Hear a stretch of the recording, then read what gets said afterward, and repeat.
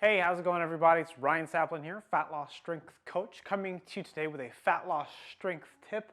And this is a new video series I just started. This is tip number 1, pretty simple, something you probably already know, but it's good to hear it again. And that is when you go out to eat and you're tracking your calories, you want to add 15 to 25% additional on top of whatever you calculate. So a lot of the time when you go out to dinner, you go out to lunch, you might be 500 to 1,000 calories extra, or how much food that you have. So you want to add a multiplier of about 20%. That's a good range.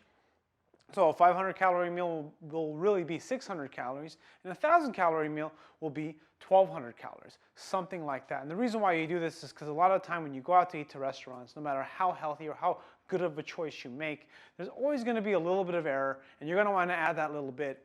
Understand that a lot of the time it can vary quite a bit, much higher than 20% or lower than 20%. Even packaged food, which in general you should try to keep minimized, but for the most part understand that when you go out to eat and you're not preparing your own meals, there is going to be a huge error factor. And the more often you eat out in environments where it's less controlled, meaning you don't cook it yourself or don't prepare yourself, you're going to probably end up eating more than you think you do. Now, why is this important? How does this relate to strength? Because I really like to relate anything about fitness to strength. And the thing is to understand is that when you are tracking calories, think of it as being aware of your workouts, being aware of what you're capable of doing. When I was really into heavy powerlifting and deadlifting and strength training and trying to get my best numbers, a lot of your success is dependent upon how well you know your numbers, because a lot of the time when you're deadlifting 3, 4, 5, 600 pounds off the ground and you're trying to figure out your ideal lifts to get the best amount of strength, you have to know how strong you are. You have to get a sense for what your top strength is. And a lot of the time it's a moving target. Same thing with food. You know, how much calories you burn a day is a moving target. So always keep that in mind. So that's why it's important that once in your life that you do track your food. Now all the time, I don't think you should do it for the rest of your life, but if you've never done it, it's something you're going to want to do.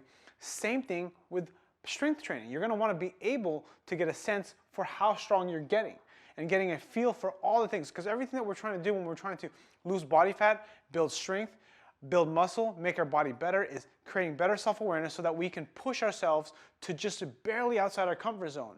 So anyways, I hope you enjoyed this video. Click like if you haven't already. Subscribe to the channel if you're not a subscriber, but if you want to get on my email list and get daily motivational tips, daily workouts, daily fat loss and strength tips, there'll be a link in mobile in the description, or there'll be a link up here for you to click on or up here. Anyways, I hope you enjoyed this video. I'll see you guys all on the next video.